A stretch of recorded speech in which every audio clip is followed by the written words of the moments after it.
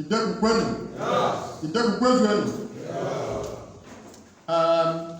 Anyị gbakọrọ n'obodo anyị taa ka anyị kọrọ ụnụ ịchọ isi akwado maka Ofala nke a ga-agba na Disemba ọnya akụkụ. Ndị ndọrọ ahịa na ndị onyonyo bụ ndị na-atụ nta akụkọ ka ha sị ka ha bịa ka anyị kọrọ ha elechere ha were gwa ndị ụwa niile na anyị na-agba Ofala a ga na-akwadosi ike. So ya kpatara ji wee kpọọ ọnụ. Ndị nọ n'elu ebe a bụ aga m ayọ obi akwụkwọ ka oji aka ya kọwara ụlọ ndị niile nọ na mgbego a. Emechazie tupu Udejimọfọ akọwara anyị ndị pres ndị nọghị ya ọrụ ndị nọ na anọghị ya. Mgbogosi Igwe akọwazie ndị achịna ya bụ ekere ya ma ọrụ eke anyị kọwachazie anyị eme ome ọjị mana ihe na ihe a na-eme agaghị ọhọchukwu ji ebu ụzọ ọchukwu ji ebu ụzọ maka atụ onye bube chukwu ụzọ onye niile adịrị ya mma na ọ bụrụ na achọ ka anyị niile dịrị anyị mma anyị ga-ayọzi Malaki bịa biko ụzọ nna gị bụ ha bụrụ kasị nchasụ ga kpere anyị ekpere. Aka anyị n'ahụ onye nwanyị Chineke nna apụghị ihe niile ebe a ọgụ na na-enye gị ekele n'etu ahụ na-ekwekọrọ ahụ ya elu ka ị mere ka ahụ ndị dị n'ụbọchị taa ọ bụghị nke aka anyị ọ mara gị ọ ngozi ka ọ bara gị biko nna ya na-aga a na-ekpere gị na-ejibe nọdụ ihe akwụkwọ ka anyị kwere maka anyị ga-eme akwụkwọ Ofala nwee idebute n'afọ a ka anyị kọtara ndị achụna ihe a na-eme kpọkọ ụlọ etu esi eme chukwu a na-ayọ okebe aka ịnọnyere anyị chekwaba ya ma ọkwa m na-abata anyị ka anyị niile ọkụkọ ọbụla anyị ga-eme ka emee ka ọ gaa n'udo na-enweghị ekụkọ ọbụla ihe niile ndị aka na-ayọ pụna Kristo onye nwe anyị. Thank you very much.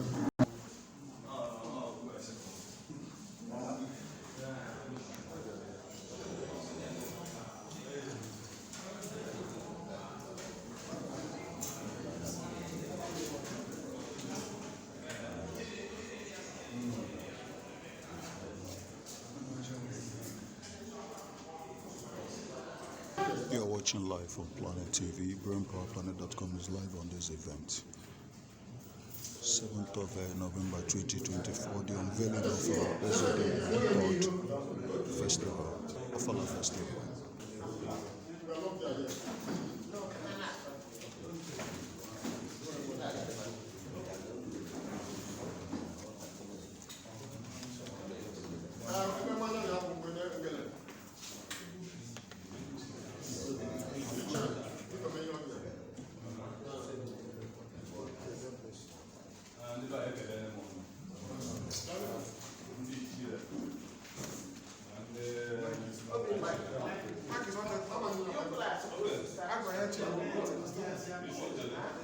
Yes, channel first because I know life.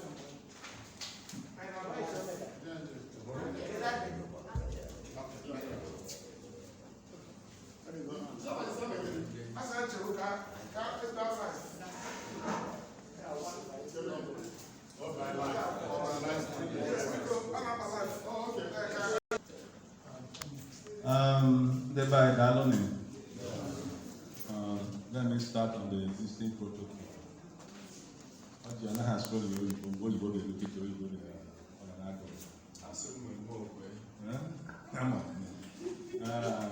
ndị ichie na ndị achịna Nnaemeka ụnụ hụrụ ebe ọ na-butere ọjị ya n'aha achịna a sụọrọ ndị anyị bịara ma ndị nke chọtara ibe bịa bụ ndị nta akụkọ nwere na gburugburu taa ọ nọ ya akọ na bee ka anyị nọ kịta. Alright?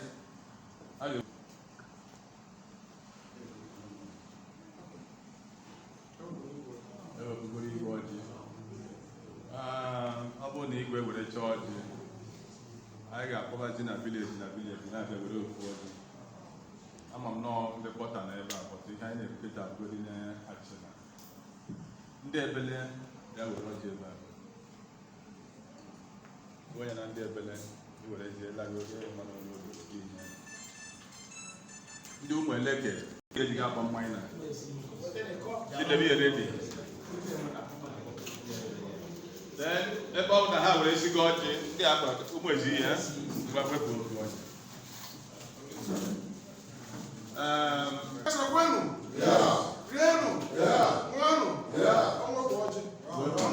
wee gaba n'iru were ọrụorori onye isi ọka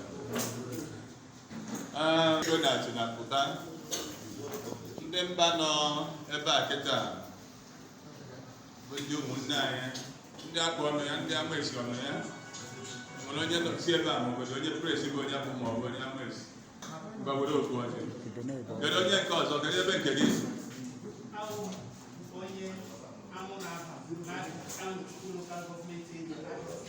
abịa ndị Anambra ga-ewerecha nke gị bụ ole steeti isi mba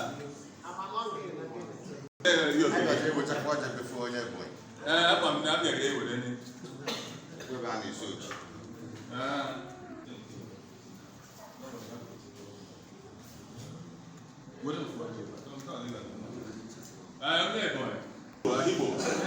Ahigbo onye Ahigbo bịa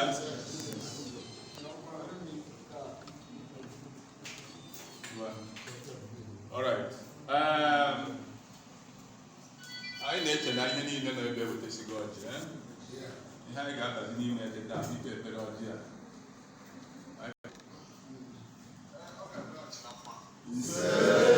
onye bụ okpukpe okpu ya ebubia ka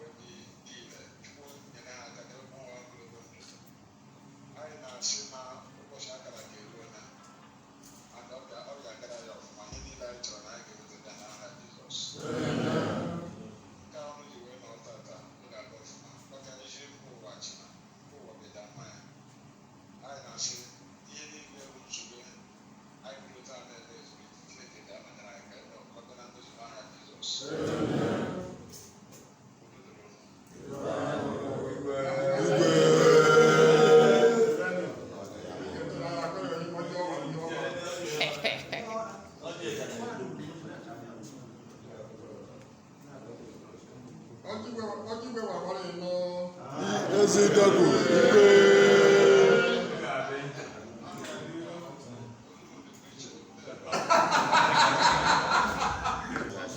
Alright.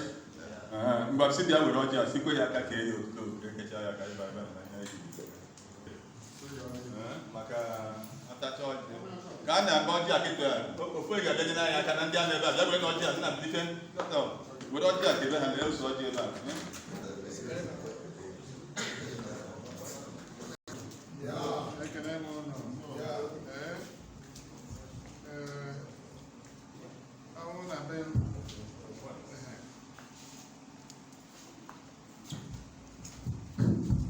ọrụ na be m ka m nọ na debe aka na mbụbọ wee na-enye ndị ichie ndị gagara aga mmanya ka ha na-aga mana ebe echi iko na wee mee mbụbọ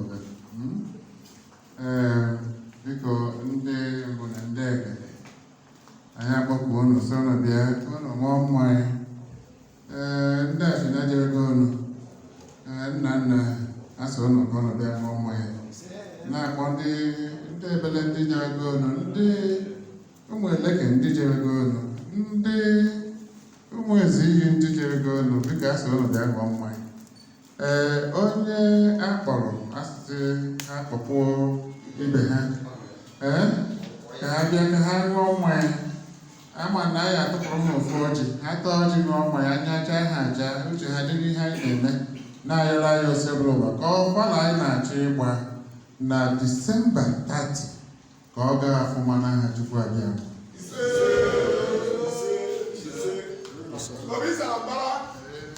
Sorambara.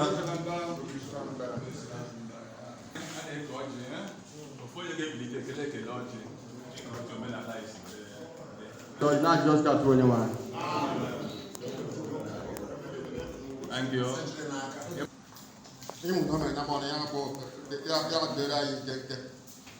I'm not using each one of them.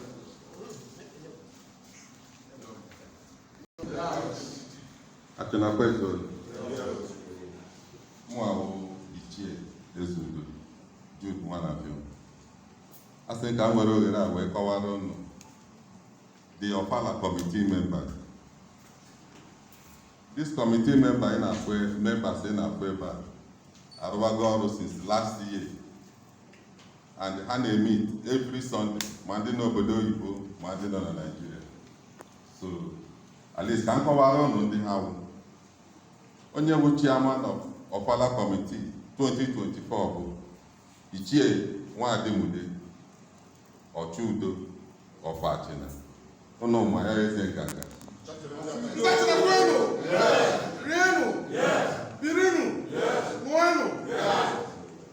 Onye nke bụ the publicity secretary, the publicity chairman. Ọ ya awụkwani na ana-adị ọfụma because ego na-abatasi obodo oyibo ụnyaahụ. Chief Park Ofala, Obisa Mbara.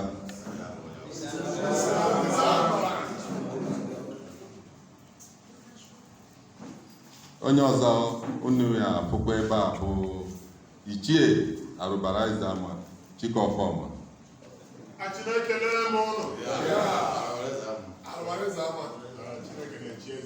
Den onye ọzọ unu ya afụ ebe a bụ onye ndu anyị.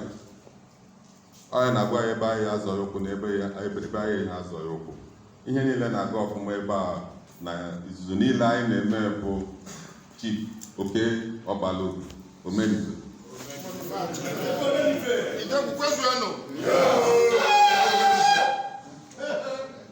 Den onye ọzọ unu ya afụ ebe a onye na-egbu obu. Ọ gwa n'ụlọ onye ọwụ Obi Ikwere, Ichie Obi Ikwere, Ichie Clifford Okoli.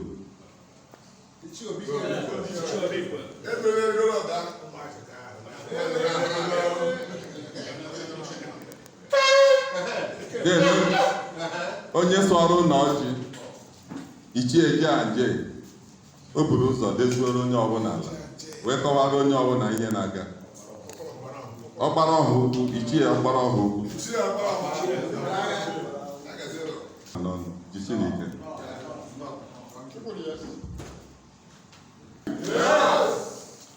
Achina kwenu. Achina Idegwu egbefuru ọka asọ ahụ kwezuonu. Anyị ga-eje isi supere. Anyị ga-abanye maka na ihe anyị na-ekwu okwu ya bụ ihe ụwa niile na-anụ. Ọ bụrụ na ọ bụ sọsọ nke ndị achịna na-anụ, anyị ọsụba achịna. Anyị wọ ndị achịna na-eme achịna.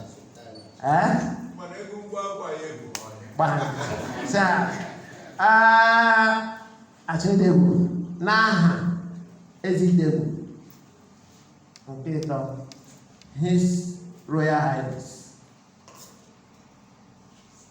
Igwe Godwin Nnaemeka Obiora, Igwe achịna ka anyị ji nọrọ ebe a.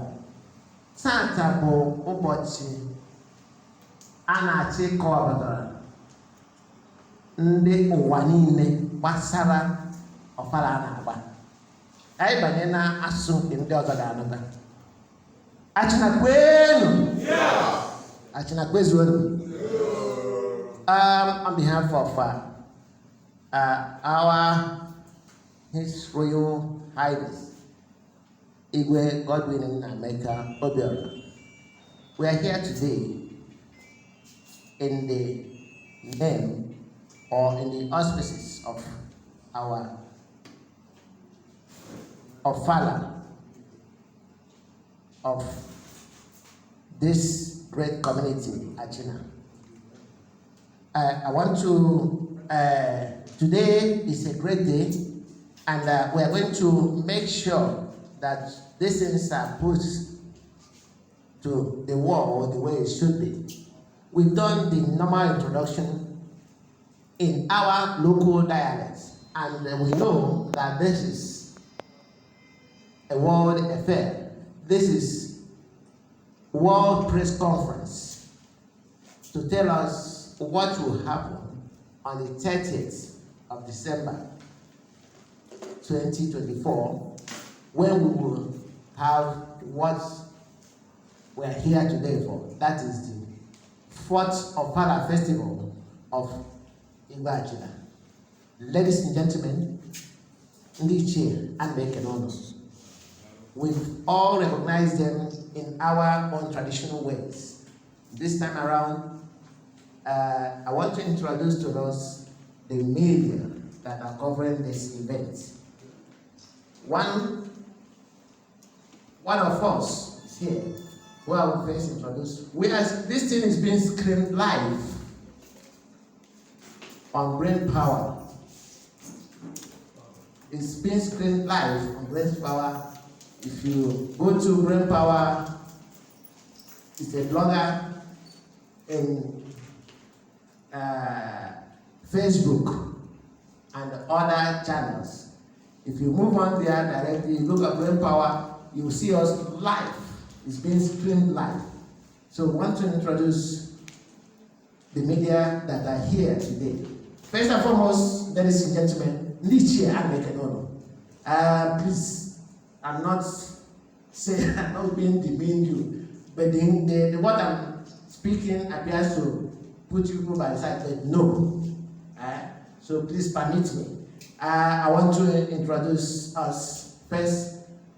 BrainPower is a professional blogger who is known worldwide. He's here with us. Please give me a hand of applause. We are here with Nigerian Television Authority, NTA, who also will take this message to the landlines. They are here, NTA is here. We are here also with press, our traditional press, the Sun newspaper is also live. We are here with our own, we call it our own because this is the one that's closer to us. Omega Radio 101.7 is here live. We are also here with Anambra Broadcasting Corporation, ABS, radio and television. They are here with us. Ladies and gentlemen, I want us to sit and take whatever we are doing. This is Achina. This is Achina. We are being represented, all the Achina, to say that this is Achina. We are here, Achina with all the quarters here, who will go down to tell them what has happened here today. If we are allowed that to be here, this place will be flooded. That's why we concise it to make sure that we do the right thing the way it should be. Ladies and gentlemen, Nnaemeka and Nnaemeka. My name is Mr. Chukwude Mofo. I am a journalist, on-air personality with Omega Radio 101.7. On-air personality with Igwe, Super FM 99. I'm a journalist, I'm a video consultant. We're also here to cover the event. I'm the regional editor of Summit News.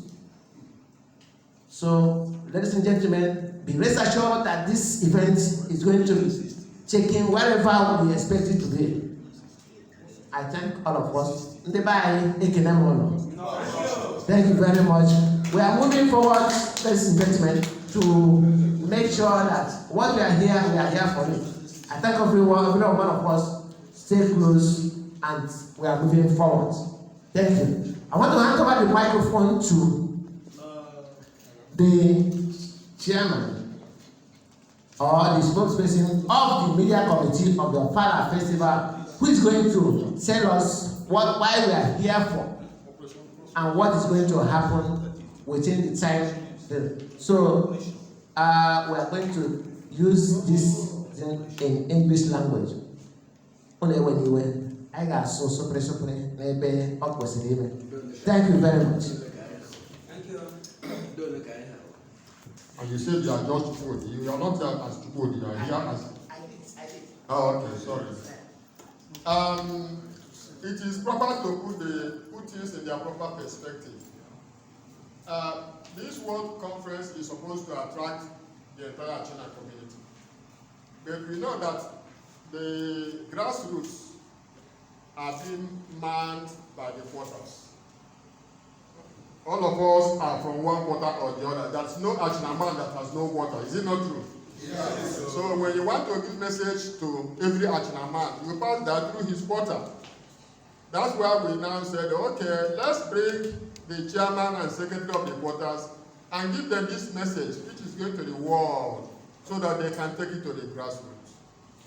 So I want to make this clear so that when you know that you are here because you are a chairman or a secretary, and when you get back, you will tell them, this is what is happening, so that everybody will be, all of us will be reading from the same page. Biko, etu o si eri n'ụbọchị nke taa. Ihe anyị nọ ihe a kịta, ọ na-ahụ etu o si eri, ihe a were ka ọ sụgo. Ọ bụghị ije otu onye. Anụ eji ntị eji akara na eji akara. Ekwuchara ihe niile ebe a sụọ ya n'oyibo, mana anyị ga-agbanye na nke be anyị. Biko, e kwuru si na a chọrọ ndị ogbenye kpọọ sekretarị ha na chairman. Onye a na-atiku ka a na-achụ nta ojibo kpiri o ji egbe. Onye ka o ji mọbụ onwe ya ebe na a na-akọwa ya n'ụbọchị nke taa. Ka onye ọbụla na-ebele ụmụ eleke ụmụ ezi anyị ga-ebido n'isi kịta. Otu onye na-esi onye akpọrọ ka ya zaa aha ya. N'aha nke mụnwa bụ sekretari ụmụ ezigbo ọbịa bụ ọnwa chairman ọ nọghị ya. Oku a batara mberede ya larazie wee sị ma ọbịa n'aha ụmụ ezigbo. Boniface, Nze Boniface Eze Idegwu. Onye ọbụla kwa aha ya. Mụnwa bụ Nze Clement Ejike onye Amebebele Kwọta chairman. Mụnwa bụ Eze Nnaemeka secretary Obele aka Ajigbo. No,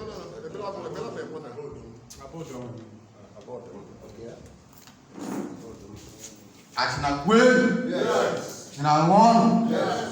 China zonu. Omono gazo no. I'm privileged to be here. Papa Moa, Honorable Felix Ezebedro. Abodum Ebele Chairman Kwata. Ogabia ni le mona Jesus. Amen. Achina kweli. Yes. That one that no problem. I can agree on none. Papa Ambujono was a more secretary. I'm going to quarters. Highly level gọziri n'aha Jizọs.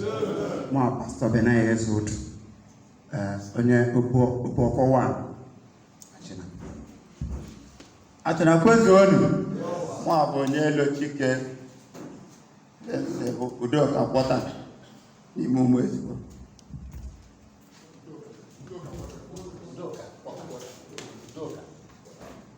Nnaemeka, chairman Ngodo Quarters. Mụ bụ Nze Malaki Eze Udo. Na-anọchite anya chairman Amago Quarters.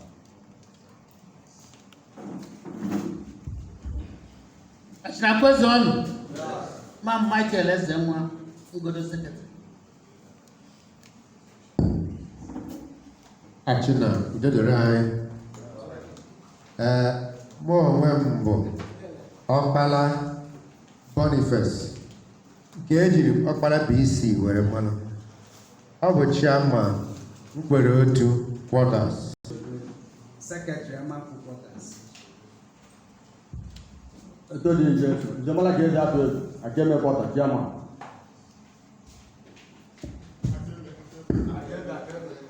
Achina onye adịrị anyị niile mma ahụ. Mụ ahụ Jeremiah na Chukwu sekretari ndị aka eme.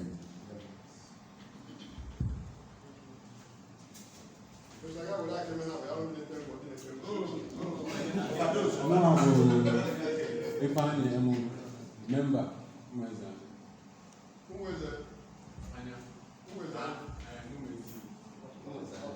Biko udo dịrị onye ọbụla. Mụ a Udo Eze Oke, Chairman Mkpụrụ Etiti.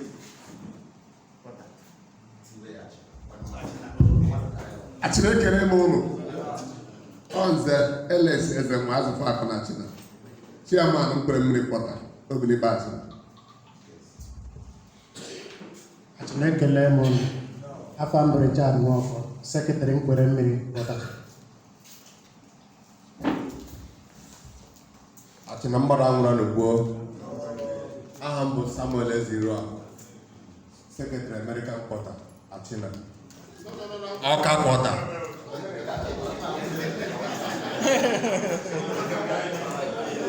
Biko ekele m mụ abụ Obiora Sonny Eze Mezuo Eziama Quarter Secretary.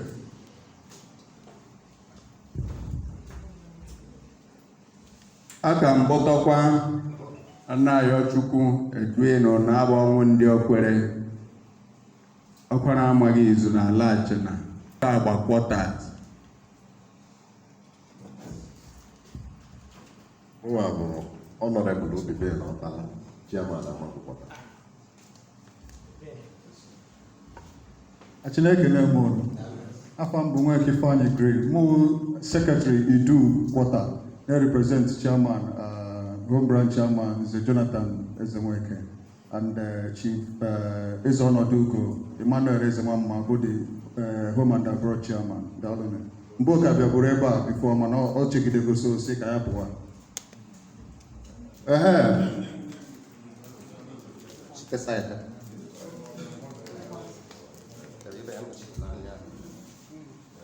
Biko Achịna ekele m ụnụ. Ndị bịara abịa ekelekwa m ụnụ. Aha m bụ Ezulike Vitus, ọmụnwa bụ Chairman Amudo Quarter. Ogbe na ndị sekretary ha na chairman ha nọchi ebe a. So biko ụnụ ga-aṅa ntị na-ele n'anya anyị ewere witness kwuo ihe ọzọ kpọrọ na ya. Daalụ, ana m ewere microphone anyị na-echiga. With the progress we have made so far, and I want to thank all of you. Within the short notice, we were able to galvanize almost every quarter is here. What I know here that I can Igwe. Yes, so that's a very wonderful outing. Because now when you are there, I got one of them maybe one back. What way you want to eat? I'm not going to do it. I'm going to be so because I'm trying to get those. So I got Adam and Young, everybody on this high table. Kind of look on one side. Whenever you've done this thing. So I don't get behind on the who case you on our body back. I'll come up on an